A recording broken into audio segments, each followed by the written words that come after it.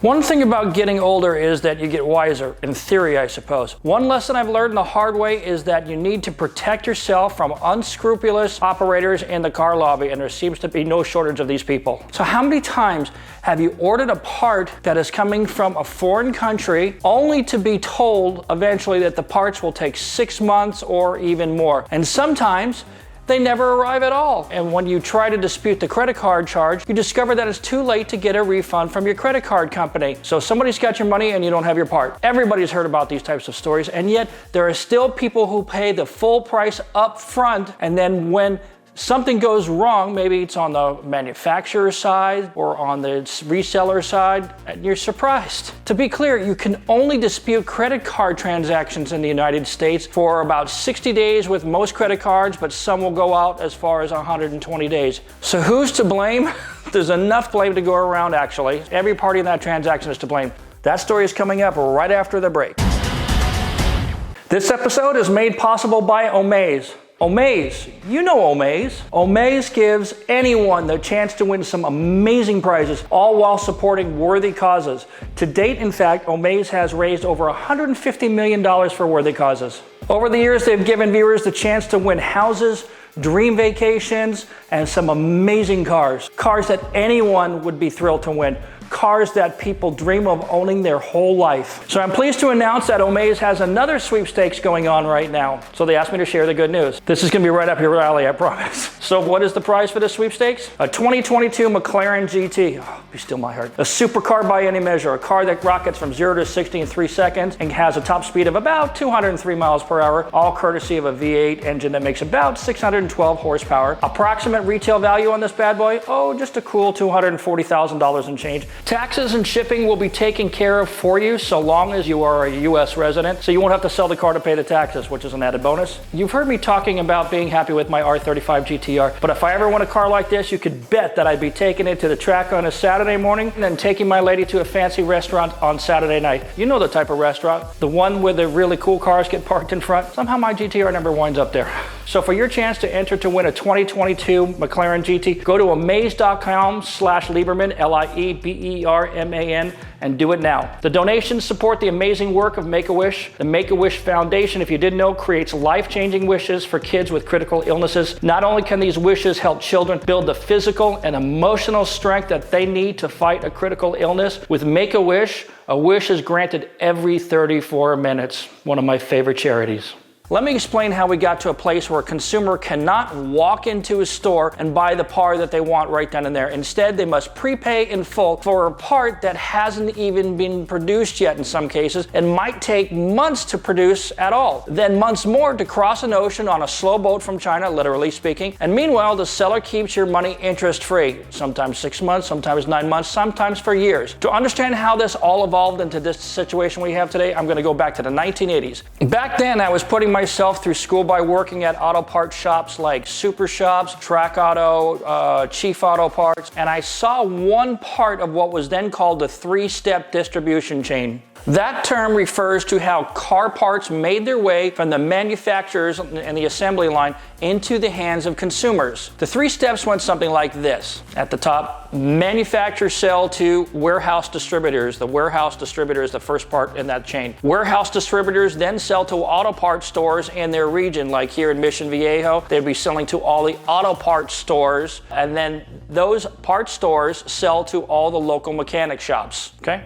And back in the early 1990s, when I worked for NGK Spark Plugs, I saw this process strictly from the manufacturer side, understanding how it worked through the distribution chain. But it had already been that way for decades. But in the 1990s, chain stores like O'Reilly's, Pep Boys, and others started to disrupt the distribution chain. Parts manufacturers then started selling directly to those chain stores, bypassing the WDs altogether. Mom and pop auto shops, to compete, created buying groups wherein they'd shed their independence and their name in order to get into the orbit of a buying group. What is a buying group? You probably know them and you haven't even recognized what they were. You know these places by names like Advance Auto Parts or Parts Plus or even Napa. By the early 2000s, the establishment of the internet fueled the rise of online sales, even outside of the three-step distribution chain. Manufacturers at the time, seeing their profits evaporate by selling to chain stores, were growing tired of capitulating to chain stores like Pep Boys. What do I mean by that? As a manufacturer back then, when you sold to a WD, you got paid within a reasonable time frame. But with chain stores, when you shipped your products to Pep Boys, these parts were on consignment, meaning that the manufacturer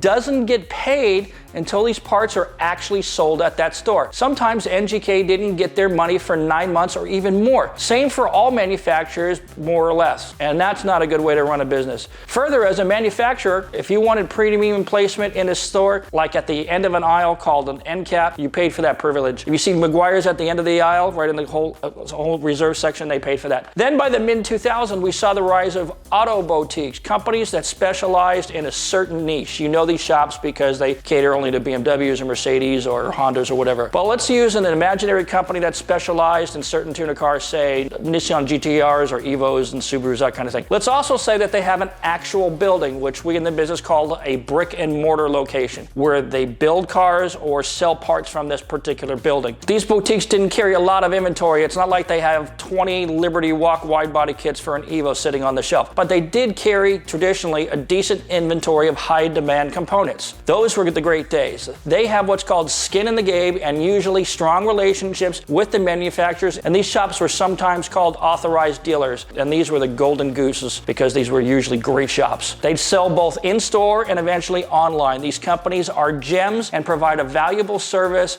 including their expertise to their customer base, and this is the way it should be. Then there's another type of auto boutique, the ones who carry mostly no inventory, and they're essentially working out of their garage or a storage unit, their bedroom, or even a sublet space, sometimes a shop. In some cases, these are not really legitimate businesses. They're just not. They have next to nothing invested in their business. They have virtually no inventory. They demand that their customers pay for their parts in full before the parts have even been produced, and they're sitting on your money. Some of these dudes are literally working in their pajamas in their bedroom. And I don't take anything away from entrepreneurs, but this is just not putting the buyers in a good position. They and their suppliers are basically opportunists, and you are essentially financing their business. That's some of the dark side that you have to look out for. But to be fair to the speed shops and boutiques, many of the good ones went out of business for another reason.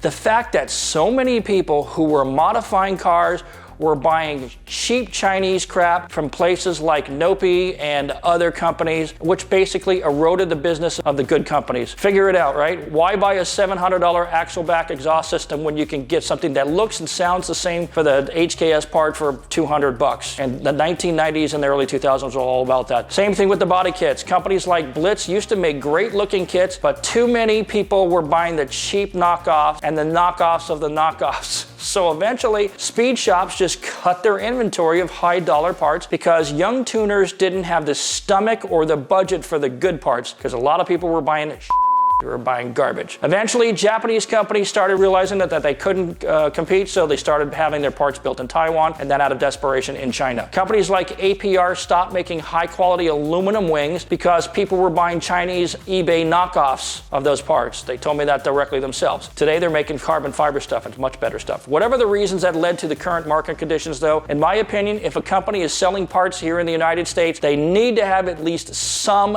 inventory in their shop. And if they don't, they are nothing more than brokers, also known as middlemen. And in many cases, they provide no value to their transaction. They're not giving you installation instructions or tweaking instructions, tips, anything like that. So when you order from a middleman or a no inventory shop, chances are if things start to go south with the manufacturer, or something happens during the shipment or at customs, or if the seller just ghosts you, you're just not going to get your money back unless you take steps at the beginning of the transaction. I've heard all kinds of excuses over the years, having done this for almost 40 years. The manufacturer shuts down after receiving your money and just decides to blame today COVID, and then maybe they ask for more time, or maybe they blame overseas shipping, which issues can arise. And before you know it, you're past the refund period on your credit card, and now you're stuck holding the back with no guarantees. The fact that people choose to order from middlemen companies like the ones I described previously just blows my mind. If they're not authorized distributors or have legitimate businesses, it just absolutely absolutely baffles me why anybody would do business with these people. It comes down to this. Are you really going to give somebody hundreds or thousands of dollars and just trust that everyone will keep up their end of their bargain? What happens if something happens in the middle of that transaction? Shipping, manufacturing. But frankly, today, it's just hard to tell who is legit and who isn't. Here's a good example. Remember Bomex? Bomex was the company that provided the body kits for my movie Super. Remember that? So I had great experiences with them back then. That was 20-some plus years ago, right? Today, there's a guy calling himself online Bomex Aero USA, selling alleged Bomex body kits. Let me stop. The problem is, the actual guy in Japan, it was a fellow by the name of Mikado, and he closed that business about 2015. A fact that was not mentioned by the current dude operating under that name. Turns out that the dude running this new effort created a $20 Wix website, which anybody can do in 10 minutes in their bedroom, and has been taking orders under the name Bomex Aero USA. And as far as I can tell, he has no actual contact or relationship with Mikado. Is he even associated with the original company? Did he buy the molds, anything? I reached out to Mikado directly and to a good friend of his here in the United States, and I received no response. So that tells me that I won't get involved in any way. Pictures from this vendor's social media page shows a tiny shop which looks like the inside of a cargo container or one of those public storage units. It doesn't look like anything like a proper shop. And there's a whole Instagram page called Bomex Aero Complaints, documenting alleged lies, poor quality products, shipments that were never set out, taking deposits, and people waiting for parts for literally years. And then when they demand a refund, he basically tells them to go get bent. Unfortunately, the internet has given rise to scamsters at an alarming rate. I think everybody knows this. Scams have been around for decades in this space, but the internet has made it much easier.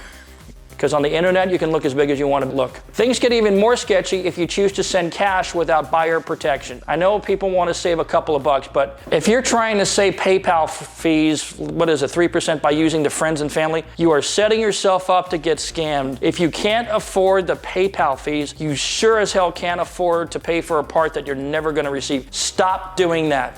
And if a seller tries to tell you to do that, tell them to go get bent. Some scams have been outright shocking. In 2015, there was a guy in Stockton, California, charged with 5 counts of mail fraud in connection with an auto parts scam. Basically, they said this guy, John Keplinger, was basically in the business of selling engines, right? So after this dude would accept payment, he either sent no engine or he basically sent them a defective engine that he had obtained here in the United States, often from a junkyard, and eventually Customs and Border Protection caught up with this guy.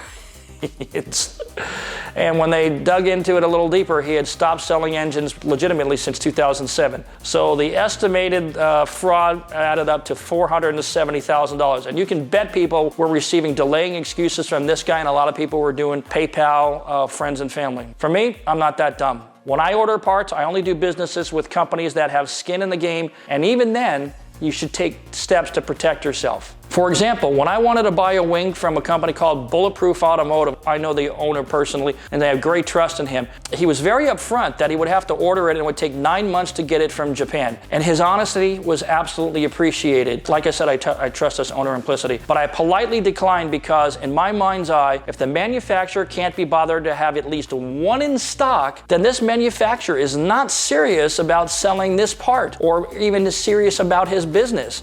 So instead, the owner of this company referred me to one of his customers who had already bought one and had it on hand and wanted to sell it. It was still brand new, so I promptly purchased it. So I didn't do the 9-month waiting thing, and I got one of the parts that I wanted. I've also ordered parts from companies like Vivid Racing.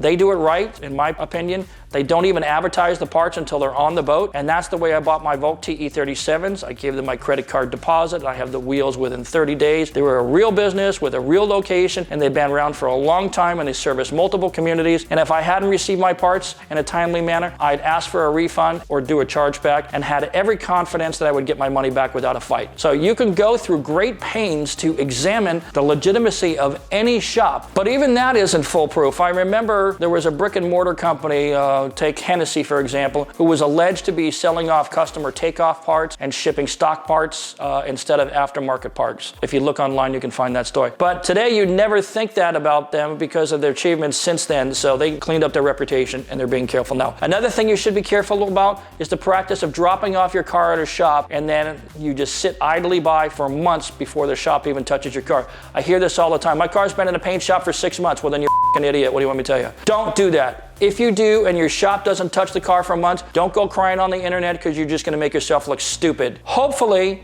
you're smart enough to at least wait for all or most of the parts to arrive before you drop that car off. And when you do drop off your car, you should pay a deposit for the parts and perhaps the first stage of the labor. That's only fair to the shop. It has to be a two-way street, right? Then you should be stopping by the shop pretty regularly to check in on the progress.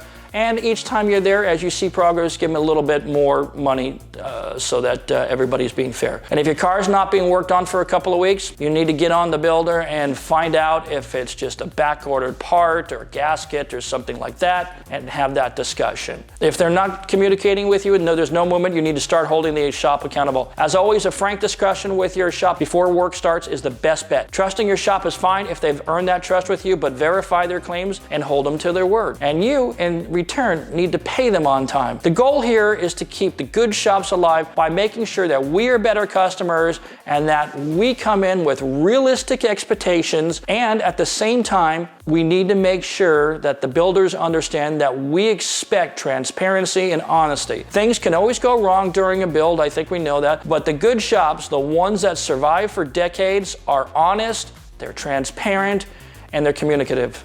These are the shops to whom you should be giving your business. That's it for me for this episode. Thanks for watching, everybody. We'll see you next time.